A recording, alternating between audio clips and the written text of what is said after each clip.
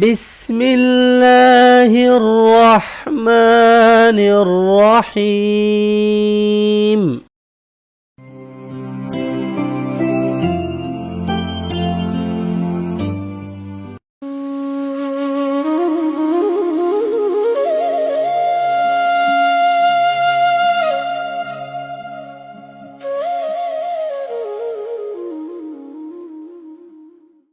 اللہم صل علی محمد وعلی آل محمد.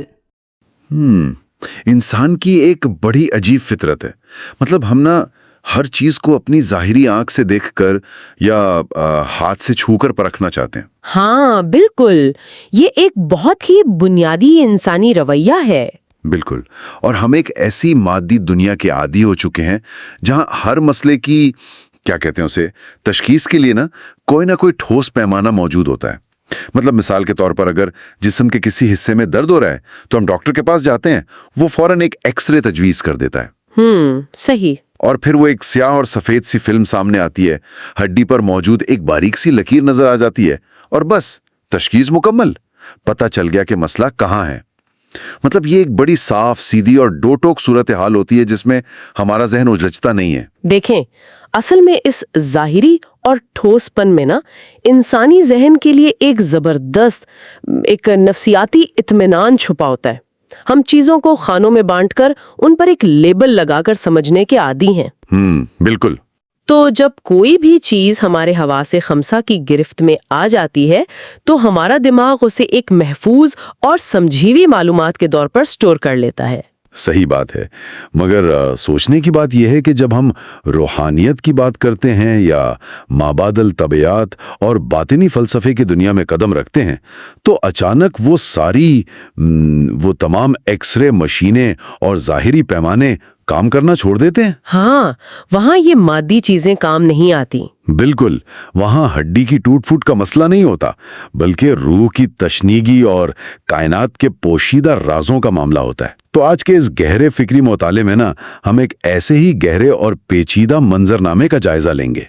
ہماری آج کی علمی نشست کا مرکز ایک انتہائی پراسرار اور گہری صوفیانہ کتاب ہے جس کا نام ہے دیدار حقیقی. ہاں، یہ بہت ہی کمال کی کتاب ہے.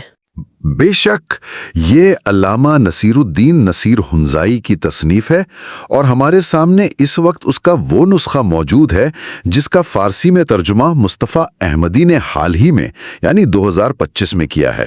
اور اگر میں مصنف کی اپنی زندگی کی بات کروں نا تو ان کا خاکہ بھی کسی طلسماتی کہانی سے کم نہیں لگتا. اصل میں علامہ ہنزائی کی شخصیت اور ان کا جو علمی سفر ہے وہ بذات خود ایک طویل تحقیق مانگتا ہے. مطلب انہوں نے 100 سال سے زائد کی طویل اور بھرپور زندگی گزاری اور حیرانگی بات یہ ہے کہ اس عرصے میں انہوں نے 100 سے زیادہ کتابیں تحریر کی. ارے واہ، 100 سے زیادہ؟ یہ تو بہت بڑا نمبر ہے. بالکل. اور ان کے قلم کی روانی اور فکری گہرائی کا اندازہ آپ اس بات سے لگا سکتے ہیں کہ انہیں بابا بروشسکی کا لقب دیا گیا کیونکہ انہوں نے تاریخ میں پہلی بار اپنی مادری زبان جو کہ بروشسکی ہے اس کا باقاعدہ دیوان مرتب کیا. اور ان کی انہی بے مثال فکری اور ادبی خدمات کے اعتراف میں حکومت پاکستان نے انہیں ستارہ امتیاز سے بھی نوازا ہے. ایک صدی پر محیط زندگی اور سینکڑوں تصانیف. مطلب یہ اعداد و شمار ہی بتا رہے ہیں کہ ہم کسی عام مفکر کے کام کو نہیں چھیڑ رہے ہیں.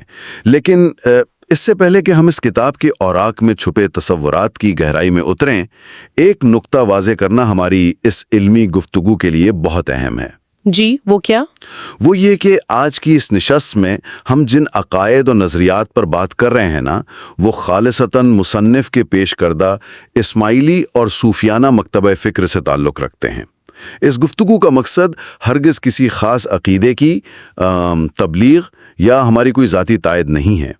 ہمارا آج کا واحد مشن اس مخصوص کائناتی اور روحانی خاکے کا ایک دیانتدارانہ، غیر جانبدارانہ اور خالص علمی جائزہ لینا ہے. بالکل. اور میں سمجھتی ہوں کہ کسی بھی فلسفے کو اس کے اپنے ہی فریم ورک کے اندر رکھ کر سمجھنا ہی اصل علمی دیانتداری ہوتی ہے. صحیح. मुसन्निफ ने कायनात की जो तस्वीर कशी की है वो दरअसल इस सवाल के गिर्द घूमती है कि इंसान का इस मादी दुनिया में असल मकसद क्या है और क्या हमारी पहुंच सिर्फ उन चीज़ों तक है जिन्हें हम छू सकते हैं। और यही हमारा आज का बुनियादी सवाल भी है कि दीदार यानी देखने का असल मफहूम क्या है। क्या ये महज हमारी आंखों के पर्दे पर बनने वाले अक्स का नाम है, या फिर जैसे काबा और कुरान जैसी ज़ाहरी अलामतें हैं, क्या ये किसी ऐसी बातिनी हकीकत की तरफ इशारा कर रही हैं जो आम निगाहों से ओझल है? तो ठीक है, आइए इन बातों की तह तक जाते हैं। जी ज़रूर। किताब का जो बाकायदा आगाज़ है ना, वो इंसान के हवासे खमसा से होता है, यानी देखने, सुनने, चखने, छूने और सूंघने की सलाहियतें। मुसन्निफ ये इस्तदलाल करते हैं कि इन तमाम ज़ाहिरी हवास में सबसे अफजल हिस्स देखने की सलाहियत है, जिसे क़ुव्वत बासरा कहते हैं। अब यहाँ मेरे जहन में एक दिलचस्प रोज़मर्रा की तशबीह उभर रही है।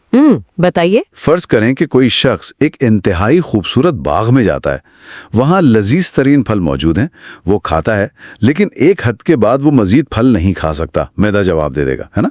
हाँ बिल्कुल, एक लिमिट होती है। इसी तरह अगर वहाँ बेशुमार फूलों की तेज खुशबू हो तो कुछ देर बाद वही खुशबू सर दर्द का बायस बन सकती है। कानों में अगर मुसलसल कोई मौसीकी गूंज रही हो तो वो भी इंसान को थका देती है। लेकिन आंखें खूबसूरत मनाजिर देखने से कभी नहीं थकती। तो क्या हम कह सकते हैं कि बातनी या रूहानी बसीरत का तरीक़ेकार भी इसी उसूल पर काम करता है? अरे वाह, ये तशबीह तो आपने बहुत कमाल की दी है। इसने मुसन्निफ के बुनियादी फ़लसफ़े की रूह को बहुत खूबसूरती से पकड़ लिया है। देखें, मुसन्निफ में ज़ाहिरी हवास और बातनी हवास के दरमियान मौजूद इसी फ़र्क को अपने दलाइल की बुनियाद बनाया है। होता यह है कि ज़ाहिरी हवास चाहे वो कितने ही शार्प या तरक्की याफ्ता क्यों ना हो, वो मादे की कैद में है। मादी अशिया का एक वज़न होता है, एक हद होती है, और वो इंसानी आसाब पर एक बोझ डालती हैं। सही, मतलब फिजिकल लिमिटेशंस आ जाती हैं। बिल्कुल। इसीलिए मादी चीज़ों की जो कसरत है वो इंसान को उकताहट और थकावट का शिकार कर देती है। लेकिन दूसरी तरफ अगर हम देखें, जो रूहानी हवास हैं, जिन्हें सूफियाना इस्तिलाह में चश्मे बातिन या बसीरत कहा जाता है, उनकी कोई हद मुकर्रर नहीं है। अच्छा। और इसकी वजह यह है कि चश्मे बातिन का वास्ता किसी मादी शय से नहीं होता, बल्कि उसका वास्ता लामहदूद नूर से होता है। और नूर आसाब पर बोझ नहीं डालता, बल्कि वो तो इदराक को वसत देता है।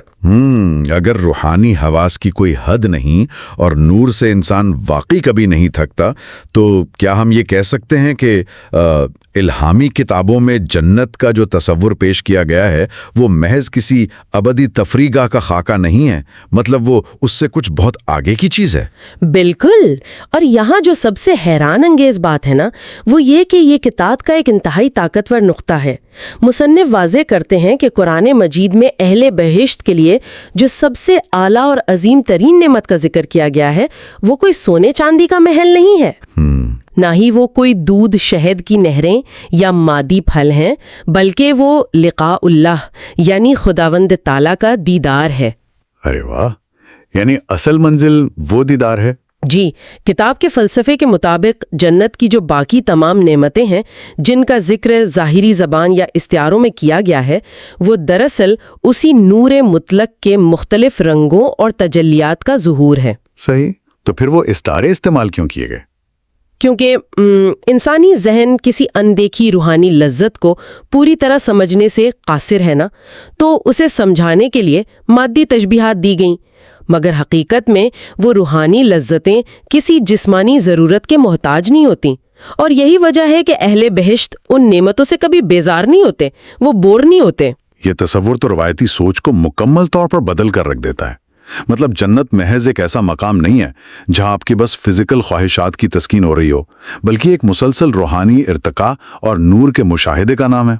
बिल्कुल, ये एक कंटिन्यूस प्रोसेस है। मगर यहां मेरे जहन में एक मंतिकी उलझन पैदा हो रही है। जी, जब ये बात साबित हो गई कि इंसानी रूह की असल मंजिल वो रूहानी दीदार है, तो सवाल ये पैदा होता है कि इस बेरंग और बेजहत नूर को इस मादी कायनात में हम कहाँ देखें और कैसे देखें? मतलब ये नूर अपना ज़ुहूर करता कैसे है? یہ ایک بہت اہم سوال ہے اور کتاب اس پیچیدہ سوال کا جواب انسان کامل یا وقت کے امام کے تصور کی صورت میں دیتی ہے۔ انسان کامل۔ جی، اور اس نقطے کو سمجھانے کے لیے عرش اور فرشتوں کا ذکر کیا گیا ہے۔ اب ہوتا کیا ہے کہ عام طور پر ایک عام انسان یہ تصور کرتا ہے کہ فرشتے آسمانوں کے پار کسی بہت بڑے اور سجے ہوئے تخت کے گرد چکر لگا رہے ہیں، جس پر خدا نخواستہ کوئی مادی ہستی جلوہ گر ہے۔ ہاں، ہمارے ذہن میں وہ ایک تصویر سی بنی ہوئی ہے بچپن سے۔ بالکل، لیکن مصنف نے اس عام فہم اور مادی تصور کی نفی کی ہے۔ انہوں نے مشہور اسماعیلی کتاب دعائم الاسلام کا حوالہ دیا ہے اور اس پر تفصیلی بحث کی ہے کہ خدا کا عرش ہرگز کوئی لکڑی، پتھر یا ہیرے جواہرات سے بنا ہوا مادی تخت نہیں ہو سکتا۔ ظاہر ہے خدا تو مادی چیزوں سے پاک ہے۔ بالکل، خدا زمان و مکان کی حدود، جسم اور مادے سے مکمل طور پر ماورا ہے، تو لہٰذا جب فرشتے عرش کا طواف کرتے ہیں تو وہ کسی بے جان چیز کی تعظیم نہیں کر رہے ہوتے، وہ دراصل اس زندہ نور کا طواف کر رہے ہیں جو اس مقام پر قائم ہے۔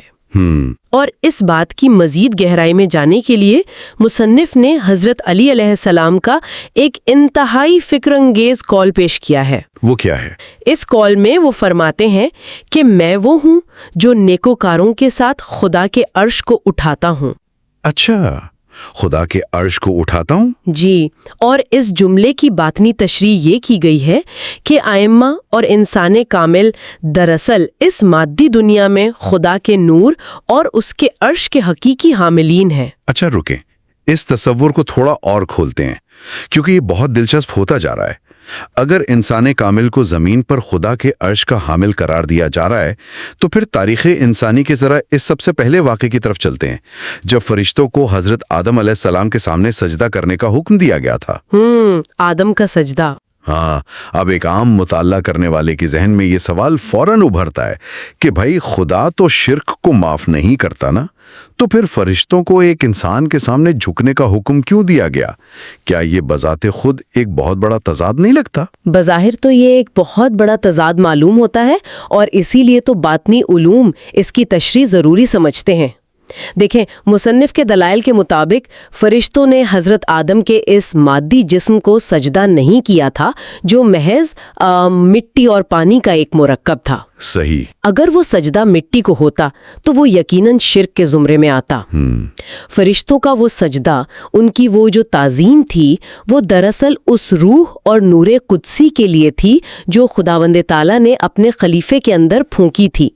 وہ سجدہ اس الہی نمائندے کے اندر موجود الہی شعور کو تھا۔ ارے واہ، مطلب وہ سجدہ اس نور کو تھا جو ان کے اندر موجود تھا۔ بالکل، اور اس واقعے میں پوشیدہ سب سے اہم پیغام یہ ہے کہ وہ نور جسے فرشتوں نے سجدہ کیا وہ محض حضرت آدم کی ذات تک محدود ہو کر وہیں ختم نہیں ہو گیا۔ یعنی وہ ایک کائناتی سلسلہ تھا جس کا آغاز آدم علیہ السلام سے ہوا، مگر وہ رکا نہیں۔ اگر ہم اسے جدید دور کی ایک مثال سے سمجھیں تو یہ کچھ ایسا ہے جیسے کسی بڑے پاور ہاؤس سے بجلی کا ایک کنیکشن نکلے، ہاں، اور وہ مختلف ٹرانسفارمر سے ہوتا ہوا مسلسل آگے بڑھتا رہے تاکہ روشنی کا وہ جو تسلسل ہے وہ کبھی ٹوٹے نہ۔ ارے یہ مثال تو نظام کے تسلسل کو سمجھنے کے لیے بہت ہی مناسب ہے۔ صوفیانہ اور اسماعیلی عقیدے کا جو مرکز ہے وہ یہی ہے کہ خدا کا یہ نور قدسی ایک تسلسل کے ساتھ تمام انبیاء اور ان کے بعد ائمہ میں جاری و ساری رہتا ہے۔ اس کتاب نے مذہبی تاریخ کو دو وسیع ادوار میں تقسیم کر کے اس نظریے کو واضح کیا ہے۔ پہلا دور نبوت کہلاتا ہے جس میں شریعتوں کا نزول ہوا، اور دوسرا دور امامت ہے جس میں ان شریعتوں کی باطنی تعویل اور روحانی رہنمائی کا فریضہ انجام دیا جاتا ہے۔ یعنی یہ دونوں ادوار دراصل ایک ہی نور کی مختلف جہتیں ہیں۔ بالکل ایسا ہی ہے۔ صحیح، اور اس نقطے کو ثابت کرنے کے لیے میں نے دیکھا کہ مصنف نے کتاب میں ایک بڑی طویل فہرست بھی مرتب کی ہے۔ اس فہرست میں ان ہستیوں کا ذکر ہے جو بے وقت نبی بھی تھے اور اپنے وقت کے امام بھی۔ مطلب اس میں حضرت شیث، حضرت ہود، ابراہیم، اسماعیل، اسحاق، یعقوب، یوسف، ایوب، شعیب، ہارون، یوشع بن نون، علیسا، داؤد، سلیمان، زکریا، یحییٰ اور حضرت شمعون علیہم السلام کے نام شامل ہیں۔ جی پوری ایک لمبی فہرست دی گئی ہے۔ ہاں، اور میرا خیال ہے کہ ان ناموں کا صرف ذکر کرنا مقصد نہیں ہے، بلکہ اس کے پیچھے یہ فلسفہ کار فرما نظر آتا ہے کہ انسانیت کو ہر دور میں ایک زندہ رہنمائی کی ضرورت ہوتی ہے۔ مطلب خدا کا جو قانون ہے اور اس کا نور ہے وہ کبھی زمین سے منتقل نہیں ہو سکتا۔ اگر یہ سلسلہ ٹوٹ جائے نا تو پھر تو یہ ساری روحانی کائنات اندھیرے میں ڈوب جائے۔ بالکل، اور یہی وہ منطق ہے جس کی بنیاد پر مصنف یہ استدلال کرتے ہیں کہ انسان کامل کی موجودگی ہر زمانے میں ہر وقت لازمی ہے، کیونکہ دیکھیں اگر اصل مقصد دیدار حقیقی ہے تو اس دیدار کے لیے کوئی مظہر، کوئی ایسا آئینہ تو موجود ہونا چاہیے نا جس میں وہ الہی نور جھلک سکے اور ایک عام انسان اس کے ذریعے ہدایت پا سکے۔ وہ جو زندہ ہستی ہے اسے کائنات کا دل سمجھا جاتا ہے۔ کیا بات ہے! کائنات کے اس دل یا انسانی کامل کی اہمیت کو سمجھنے کے بعد نا اب ہم کتاب کے ایک اور انتہائی متوجہ کرنے والے پہلو کی طرف آتے ہیں۔ یہ پہلو اسلام کے جو بنیادی ستون ہیں اور ظاہری علامات ہیں ان کو باطنی حقیقتوں سے جوڑتا ہے۔ ہم کعبہ اور قرآن کی مثال لیتے ہیں۔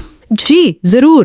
جب لاکھوں لوگ ہر سال حج کے لیے جاتے ہیں تو ان کی نظروں کے سامنے سیاہ غلاف میں لپٹی ایک پتھر کی مقدس عمارت ہوتی ہے۔ اب اگر کوئی عام شخص یہ پوچھے کہ مصنف کے نزدیک کعبے کو صرف ایک تاریخی یا پتھر کی عمارت سمجھنے میں آخر خامی کیا ہے، تو اس کا کیا جواب ہوگا؟ کیا مصنف ظاہری عبادات کی اہمیت کو کم کر رہے ہیں؟ نہیں، یہ ایک بہت حساس اور اہم سوال ہے۔ مصنف ظاہری عبادت یا شریعت کی اہمیت کو ہرگز رد نہیں کرتے، وہ ایک توازن پیش کرتے ہیں۔ دیکھیں ان کے نزدیک یہ کائنات دو سطحوں پر کام کر رہی ہے، ایک ہے عالم شریعت یعنی ہماری ظاہری دنیا، اور دوسری ہے عالم حقیقت یعنی باطنی دنیا۔ عالم شریعت اور عالم حقیقت۔ جی، اب عالم شریعت میں کعبہ واقعی خدا کا گھر ہے اور اس کا احترام کرنا، اس کی طرف منہ کر کے عبادت کرنا ہر مسلمان پر واجب ہے۔ لیکن عالم حقیقت میں خدا کسی ایک مخصوص جغرافیائی مقام پر یا پتھر کی کسی عمارت میں قید تو نہیں ہو سکتا نا؟ بالکل نہیں ہو سکتا۔ تو کتاب کا استدلال یہ ہے کہ کعبہ ایک ظاہری مثال ہے، ایک نشانی ہے، اور ہر نشانی کسی اصل چیز کی طرف اشارہ کر رہی ہوتی ہے۔ اس کعبے کا جو ممثول ہے یعنی وہ اصل حقیقت جس کی طرف یہ عمارت اشارہ کر رہی ہے، وہ انسان کامل یا امام زمان کی ذات ہے۔ اگر ہم اسے آج کے دور کے حساب سے مزید آسان فہم بنائیں تو یہ مجھے ہارڈ ویئر اور سافٹ ویئر کا رشتہ لگتا ہے۔ مطلب کعبہ ایک مقدس ہارڈ ویئر کی طرح ہے، ایک فزیکل سٹرکچر ہے جس کے ارد گرد لوگ جمع ہوتے ہیں، لیکن وہ روحانی فیض اور وہ رہنمائی جو اس کا اصل مقصد ہے وہ زندہ امام کی صورت میں اس کے اندر موجود سافٹ ویئر یا آپریٹنگ سسٹم کی طرح ہے۔ ارے کمال، یہ بہت زبردست مثال دی۔ یا ہم جسم اور روح کی مثال بھی دے سکتے ہیں۔ کیا قرآن کے حوالے سے بھی مصنف نے یہی زاویہ پیش کیا ہے؟ جی بالکل، یہ ہارڈ ویئر والی تشبیہ اس رشتے کو بہت بخوبی واضح کرتی ہے، اور قرآن کے معاملے میں بھی بالکل یہی باطنی اصول لاگو ہوتا ہے۔ مصنف کہتے ہیں کہ وہ مقدس کتاب جو ہمارے سامنے اوراق کی صورت میں موجود ہے وہ ایک ظاہری کتاب ہے۔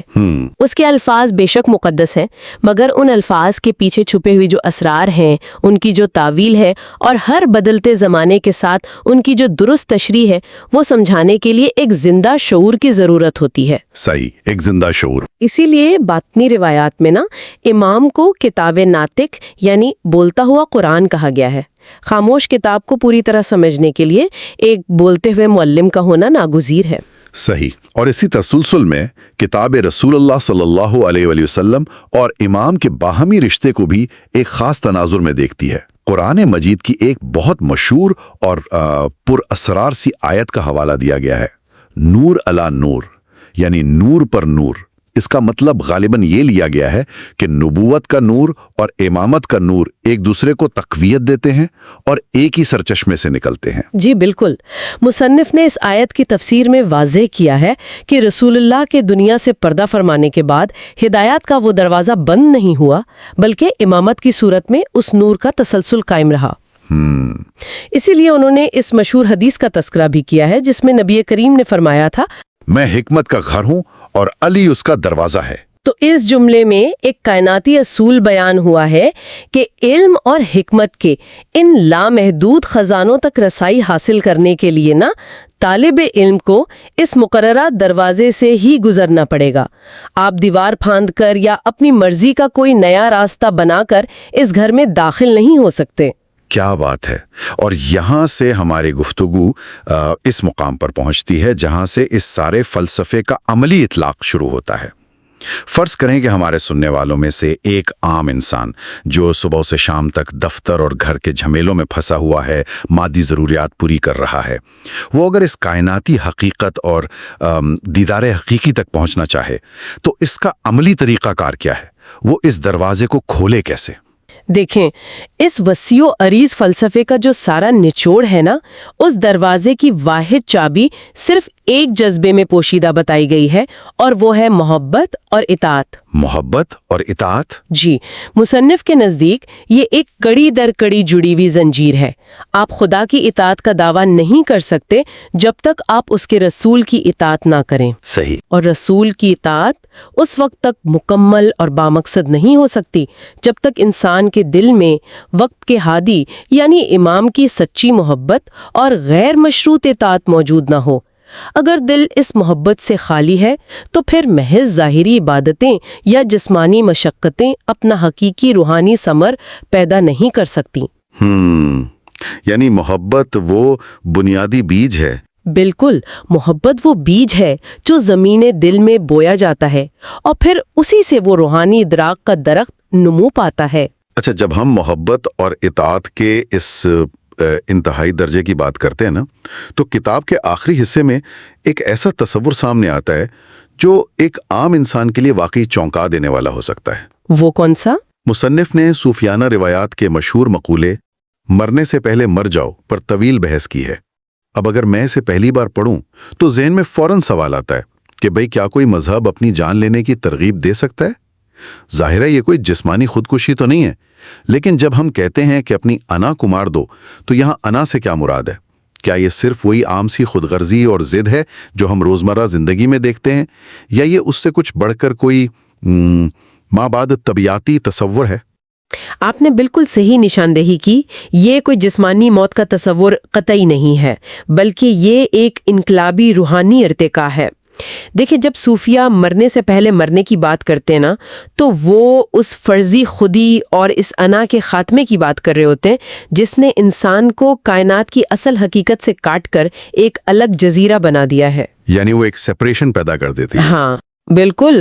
یہ انا صرف روزمرہ کی ضد کا نام نہیں ہے، بلکہ یہ وہ گہرا فریب ہے جو انسان کو یہ باور کراتا ہے کہ میں اپنی ذات میں مکمل ہوں، میں خود مختار ہوں، میری کوئی الگ حیثیت ہے.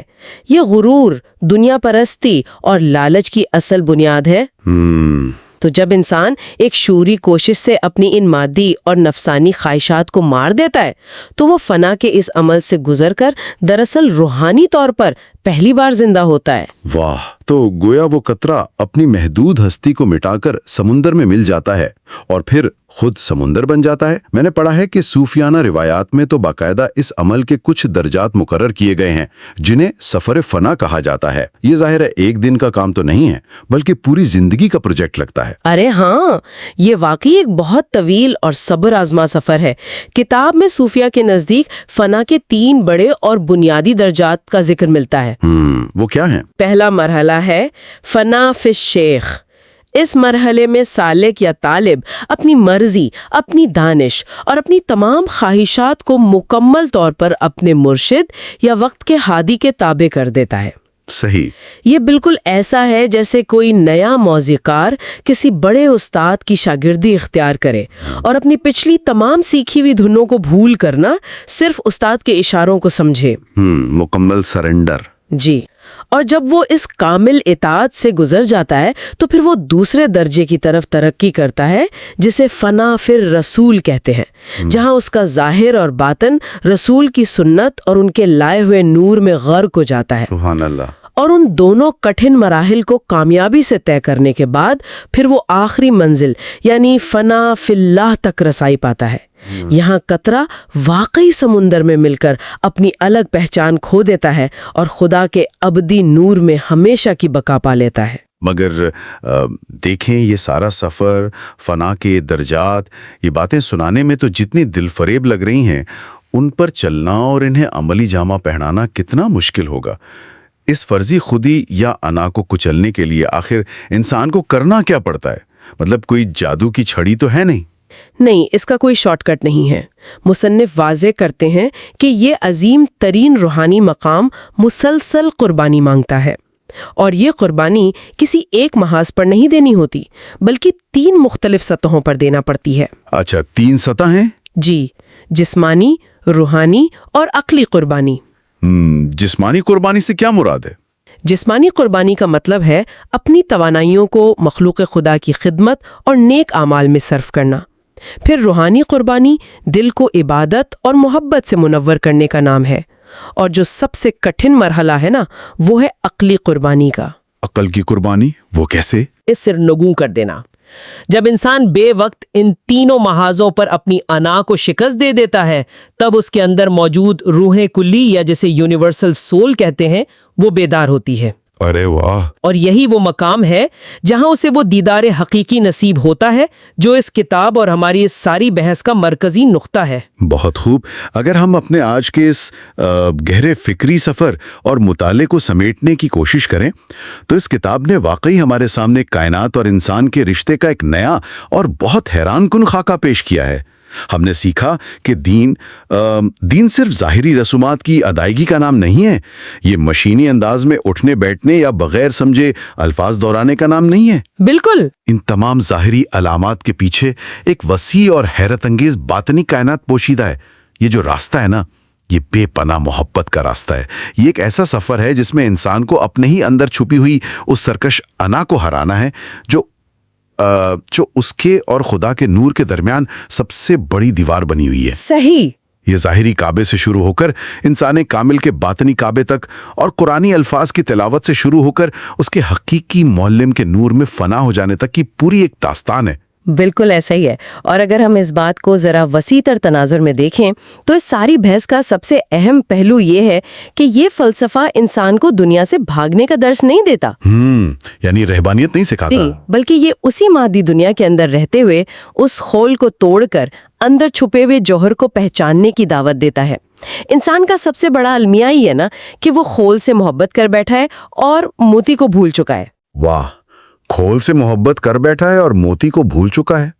اور اسی گہری بات کو بنیاد بناتے ہوئے ہم آج کی اس علمی نشست کے اختتام پر اپنے سننے والوں کے لیے ایک سوال چھوڑے جا رہے ہیں جس پر واقعی غور کرنا چاہیے۔